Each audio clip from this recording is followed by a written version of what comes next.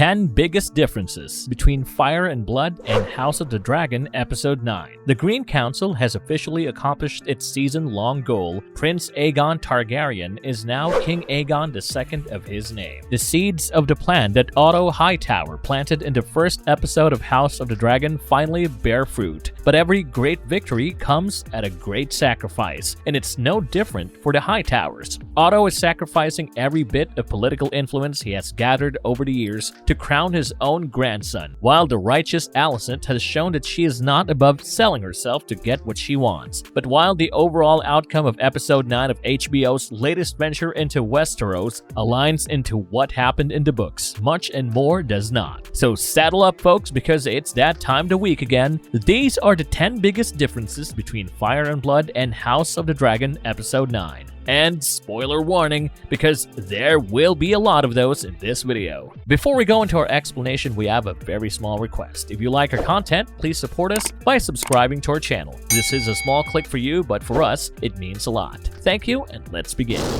Stay here. Tell no one. Help me dress.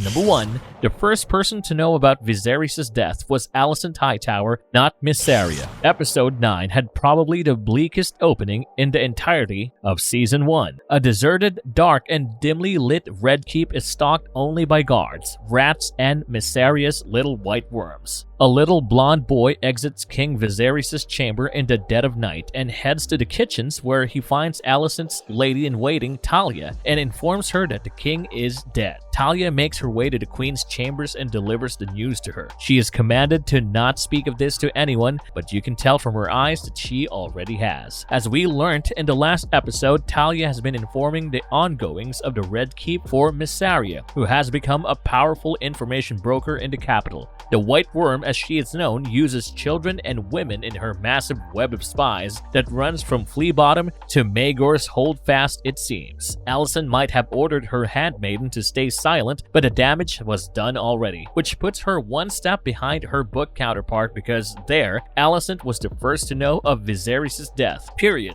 Fire and Blood has the Green Queen taking a far more active role in the coup that was put into motion by her father when he was hand for Viserys the first time around. There, the king died during his daily nap, most likely from a heart-related issue or poison, if you are so inclined. This gave Alicent enough time to bar the gates to Viserys' chambers and advance her own plans for her dead husband's succession. She called her father, gathered the small council, and began deliberations for Aegon's rightful ascension while her husband's corpse bloated and rotted in his chambers. Clearly, Alicent had been waiting for this moment in the books and was prepared for when it came, whereas in the show, her grief is palpable and partially hypocritical. Alicent hears what she wants to do and uses righteousness and duty as a shield to protect herself and her children. In juggling so many conflicting roles, she does not even seem to realize that her first spoken command to her handmaiden has already been thrown in her face. It was because Mysaria got the upper hand here that she was able to kidnap and ransom Prince Aegon, who was being looked for by both the Queen and the Hand's agents. This doesn't happen in the book at all, where Aegon is with either a paramour or in a rat pit in Flea Bottom when his mother sends for him. The show decided to use the latter premise and add another layer of intrigue to it by showing you just how important Mysaria is going to be in the story to come. This is theft! It is treason, at the least! Mind your tongue.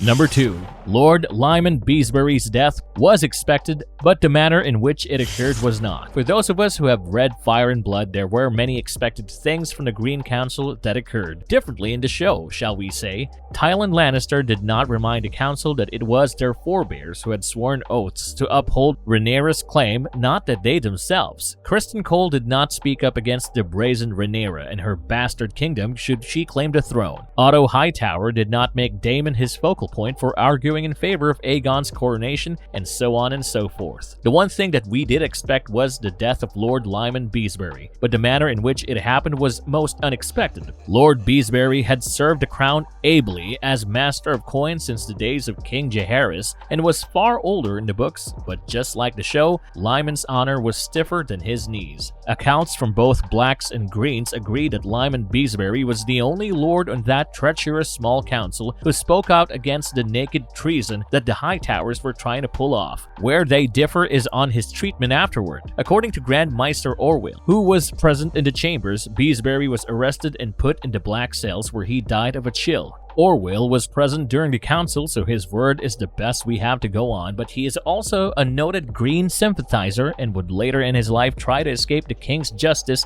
not once but twice, so his word is not exactly his bond. Septon Eustace, who was not present to witness the council, claimed that it was Criston Cole who killed Lyman Beesbury by slitting his throat open. Mushroom agrees with Eustace on the perpetrator but insists that the aged Master of Coin died when Cole threw him out of a window and onto the spikes of the moat around Maegor's Holdfast. House of the Dragon also has Criston Cole kill him, but this time it was truly an accident. The White Knight goes to force Lord Lyman to take a seat and ends up crushing his skull open on one of the voting orbs that the small council uses in their deliberations. This officially makes Lyman Beesbury the first casualty of the Dance of the Dragons, like in the books, but the manner of this old honorable lord's death has been adjusted to account for what happens next.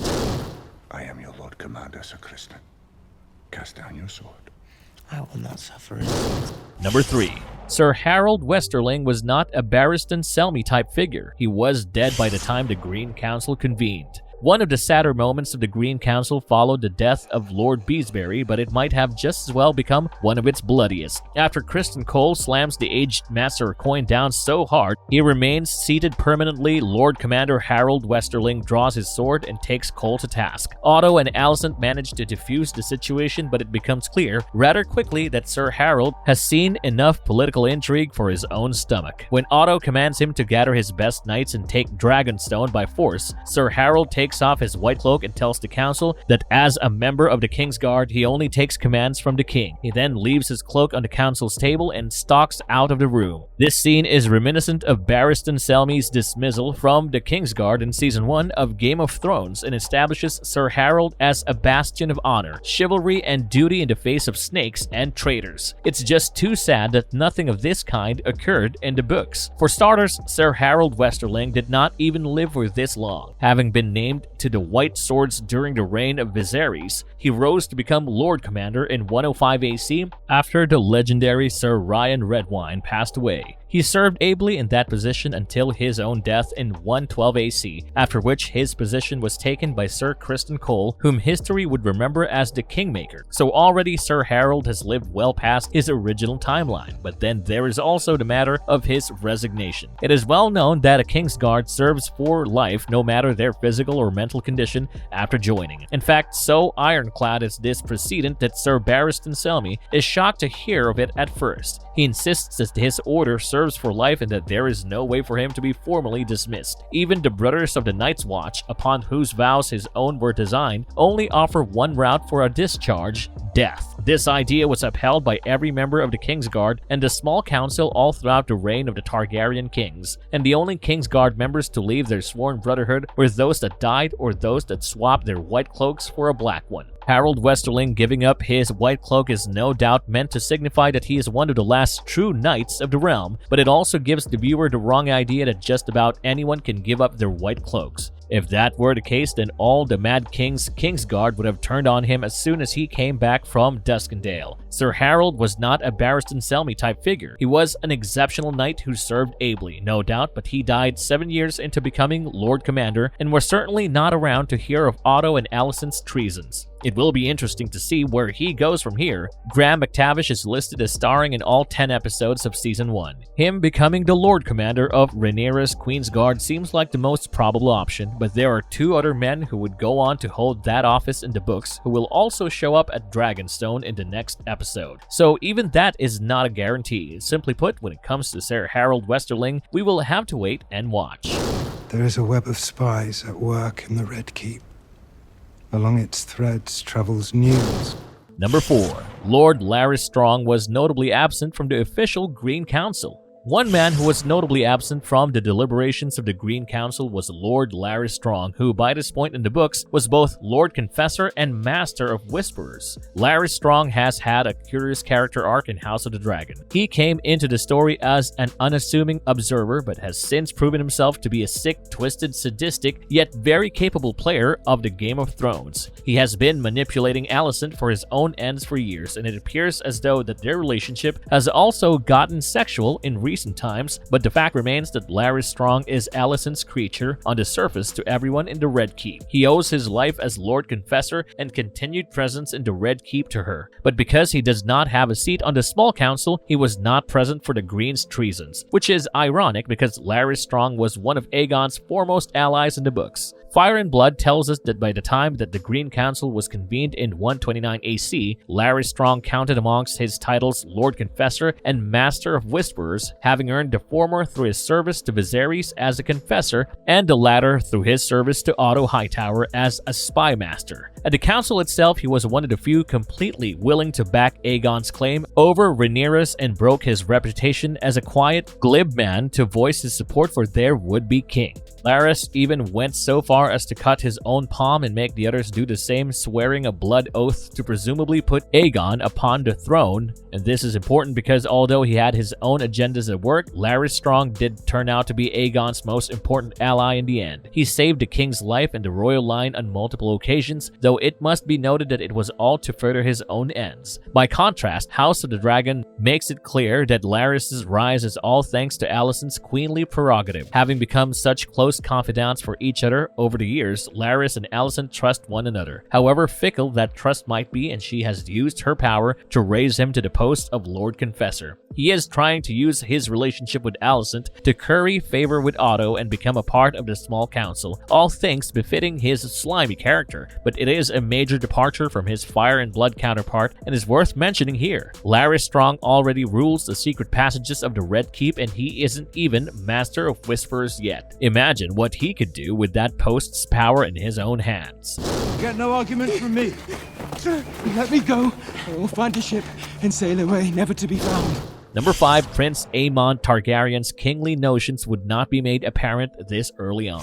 While it is true that Prince Aegon and Prince Aemond never had any special love for one another, the latter's kingly notions would not be revealed until the war was well underway. Fire and Blood tells us that all of Alicent's children resented Rhaenys for stealing their birthright, but it was especially strong in Aegon and Aemond. So after the former was crowned, the latter became one of his key assets as one of the best swordsmen in the Red Keep, and the writer of Vhagar besides Aegon and Aemond spent much of their early stages of the Dance of the Dragons on the same page, and the king even feasted his cousin for striking the first public blow of the dance. But in war, things seldom continue to go in your favor. When Aegon and Aemond attacked one of Rhaenys' loyalists near Crackclaw Point, the king became grievously injured and was taken out of action for most of the rest of the war. As a result, Prince Aemond took over charge of the Green's military strategies and began styling himself as Prince Regent. Aemond took his brother's heraldry and garb and was known to claim that the conqueror's crown looked better on him than it ever did on his brother. This was the first time that the reader realized that the one-eyed prince had kingly aspirations, but House of the Dragon has been making that evident ever since Aemond appeared on screen, it seems. Out of all of Alicent's children that we have met so far, Aemond is the one who has always taken his duty and his birthright seriously. Aegon never wanted to be the heir to the Iron Throne and grew up wanting to escape a duty that his mother was trying to force onto him. Helena was always simple-minded and sweet, never too interested in court and politics. Aemond was the only one who took Alicent's teachings seriously and shaped himself for the war that he knew was coming. When Aegon makes fun of Helena after their betrothal, Aemond quickly states that he'd have married her if only Mother had betrothed us. In Episode 8, Aemond has been training at arms so hard that he can already best Criston Cole in single combat, a claim only few men in the Seven Kingdoms can make, and judging by the looks he keeps giving Daemon and the Iron Throne, it's clear what he desires. He comes out and says as much to Sir Criston during their hunt for his brother,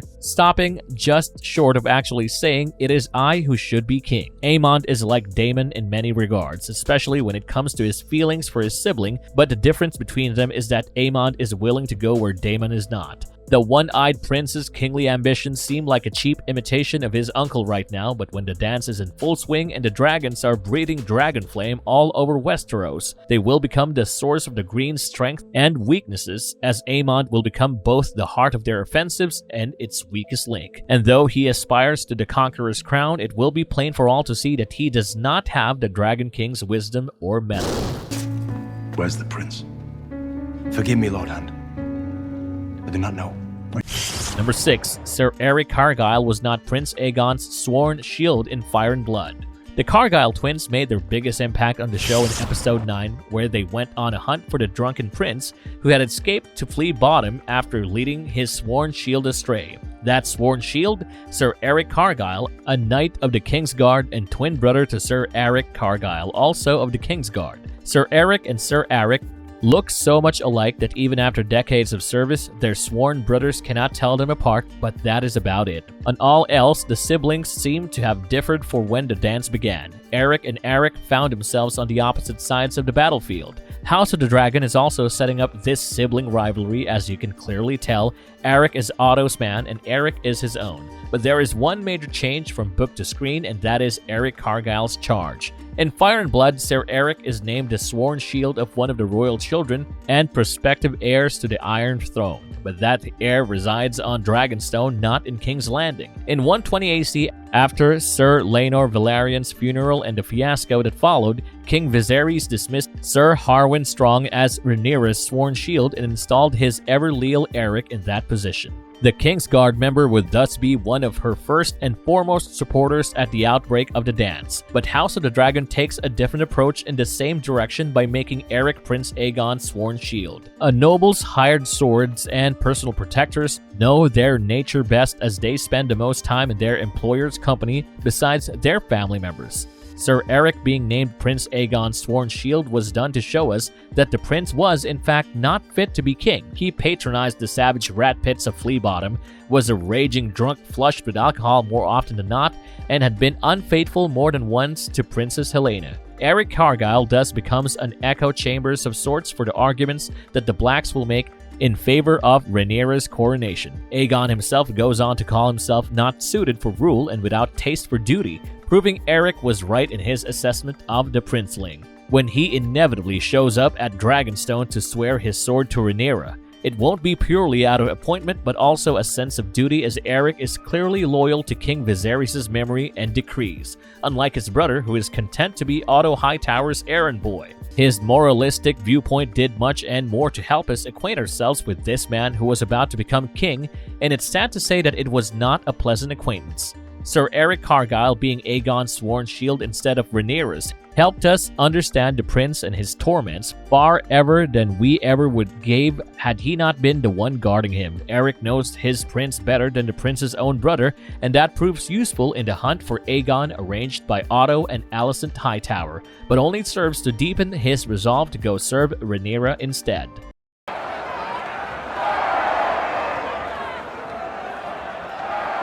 Number 7. King Aegon's bastard was born on the Street of Silk, not Flea Bottom. All hail Gaiman Palehair, but no, in all seriousness, we were wondering where Aegon's bastards had disappeared off to when the last episode came out. Turns out all we had to do was wait a week to find out. Episode 9 gave us our first look at Prince Jaehaerys and Princess Jaehaera Targaryen, Aegon's children through his sister wife Helena, and it also gave us our first look at the new king's baseborn gets as well. Fire and Blood tells us that the same year that Aegon's twins were born, so were two of his known bastard children. One of them he had fathered on his mother's serving girl, a girl whom we do not hear anything of besides the fact that she carried his blood within her. It is perhaps this pregnancy that was amended in the last episode, where Diana was silenced by Alicent after she realized Aegon had violated the young girl. The second was a boy that he fathered on a girl whose maidenhead he had won at an auction on the Street of Silk. This boy would go on to be raised in the House of Kisses on the same street and become one of the claimants to the Iron Throne in the immediate aftermath of the Dance of the Dragons. Histories would remember him as Gaiman Palehair, and he would be king for a month and a king's constant companion for the rest of his life, but no account of his existence ever tells us that he was born in Flea Bottom, which is where Eric and Eric seem to spot him. Though Aemond is not named as such by Eric or any other character for that matter, he is the only bastard born of Aegon's body that will play a major role in the series, and House of the Dragon has a track record of quietly introducing important endgame characters early on in the series. But if this child is Aemond Palehair, then his existence itself is a questionable matter, because we know from Fire and Blood that this particular bastard was born and raised in the House of Kisses on the Street of Silk. But House of the Dragon tells us that Prince Aegon's tastes are less discriminatory and that he hadn't been to the Street of Silk in years. The change in Aemond's birthplace is likely done to add more layers to Aegon's character, whilst furthering the narrative of Mysaria, who is seen later in the episode demanding an end to the rat fights of Flea Bottom in exchange for Aegon's location. The same fights that the prince seemingly patronizes. The fact that he has left his own son in such a hostile and rabid environment tells you all you need to know about Aegon's preferred style of parenting, and Aemond's birthplace and current residence is an ominous sign of things to come, alongside the sheep that were being herded in the city squares when Kingslanders were gathering for Aegon's coronation. Here, as with Sir Harold Westerling's fate, all we can tell you to do is wait and watch, because everything we have just told you will become more relevant when the series reaches its climatic stage. Until then, keep this detail in mind. Am I to understand that members of the small council have been planning secretly to install my son without me?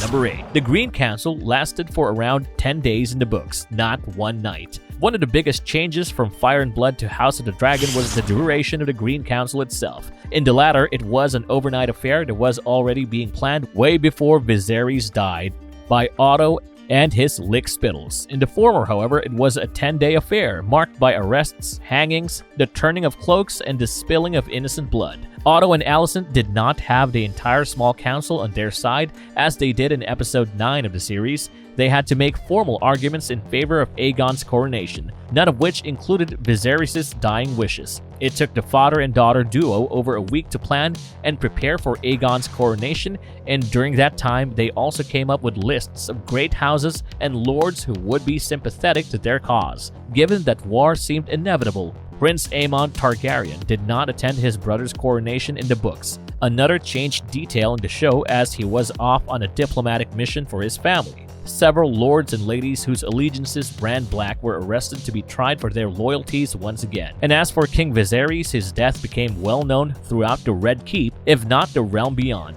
For it is said that the stench from his room had invaded the entirety of the Dragon Lords' castle by the 7th day of the Green Council. It was only after she was content that they had planned far enough to ensure Aegon's coronation would go smoothly that Queen Alicent allowed the Silent Sisters to take charge of the king's body, which was rotting and bloating when they arrived. House of the Dragon changed most of this to make you, the viewer, understand the true torment of Alicent Hightower. Alicent was Rhaenyra's childhood companion in House of the Dragon, unlike Fire and Blood, where she is 9 years older than the princess. They shared a close relationship, and despite everything they have done to each other, they still care for each other in some corner of their hearts. The reduction of the duration of the Green Council was done to show us that Alicent, while a part of Otto's plots, was not entirely complicit, because she didn't entirely know what her father had been up to all these years. When Otto commands the small council to begin putting their plans into motion, she is shocked to learn they had been planning for Viserys' death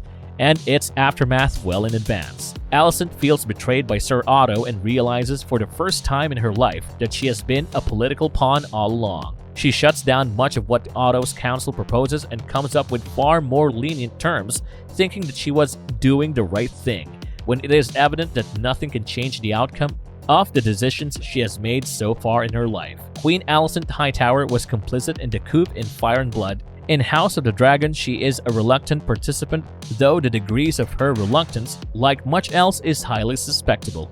Condensing 10 nights of deliberations into one shows you both Otto's cerebral nature and his outward usury, while it also makes Alicent appear far more sympathetic than she should be. If that was the aim of the showrunners, then they have hit the nail on the head. And if it wasn't, then things are just going to get more interesting from this point onwards, aren't they?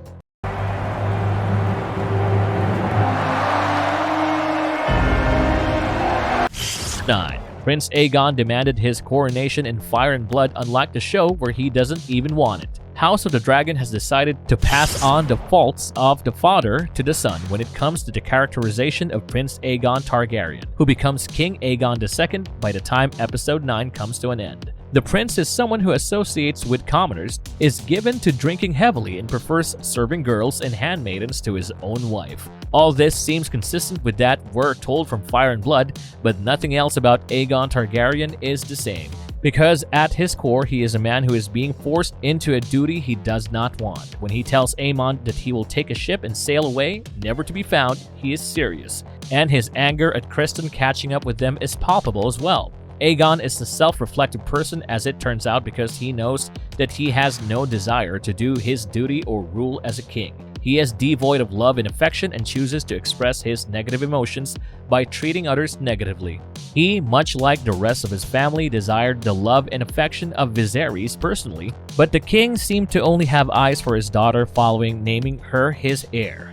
This made him bitter and a drunk, besides with neither quality being fit for a king. He knows this, and yet his mother insists on making him king, which is where their conflict will lie throughout the series. But the fact that Aegon doesn't even want to be king is a fundamental departure from his Fire and Blood counterpart, because there, not only did he feel like he was robbed of his birthright, when he had finally gained it, he demanded his own coronation.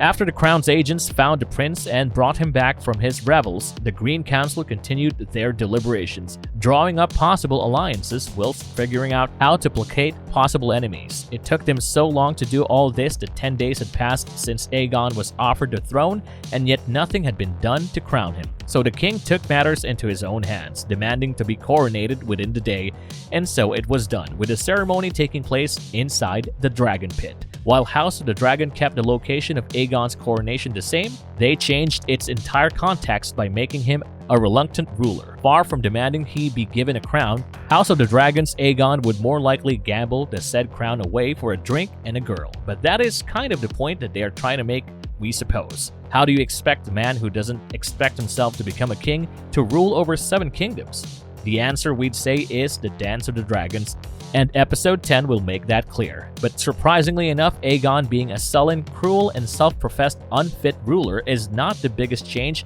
that the House of the Dragon made to the story of the Targaryen Civil War that would be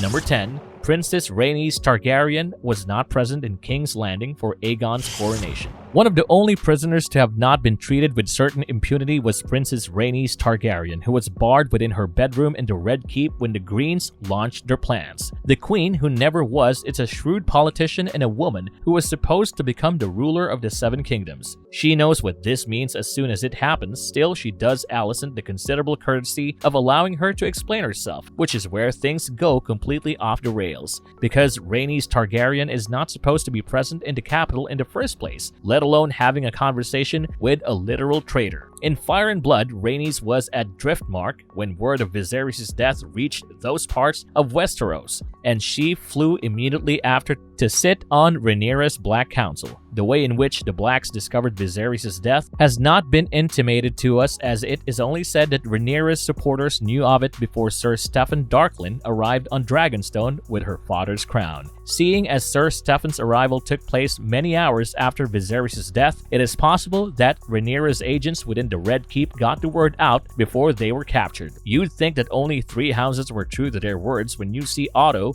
forcing people to bend the knee to Aegon in Episode 9, but there were far more adherents to their vows in the books. 3 of them we see in the Green Council in the form of Lord Merryweather, Lady Fell, and Lord Alan Caswell, the last of whom was executed for trying to escape the Red Keep after feigning allegiance to Aegon, no doubt on his way to inform Rhaenyra of Otto and Alicent's treachery. Lord Caswell in the show died before he could get the word out, but someone did, because Rhaenyra knew before Steffon's arrival, which was not that long after Viserys' death. By keeping Rhaenys in King's Landing and having her not only interact with Alicent but also spare her and her kin in the Dragon Pit, House of the Dragon has effectively killed 2 birds with 1 stone. Rhaenys Targaryen has only recently come into her own as a character in the series, and her mother's mercy here might seem heroic, but will end up taking thousands of lives, including her own. The show clears up the mystery of who told Rhaenyra about her dad's death by having Rhaenys be the bearer of bad news herself. Where else could she be headed on her dragon? And by making Rhaenys the one who explicitly spares the lives of not one but 3 dragon riders on a whim, they have also set up her eventual downfall in the most delicious way imaginable. Because we know that Helena is too sweet to seek revenge, and Aegon will only be motivated by the insult that was Rhaenys' mercy. It is Prince Aemond Targaryen who is truly pissed at the fact that Rhaenys managed to treat his family, the rightful royal family, with such impunity.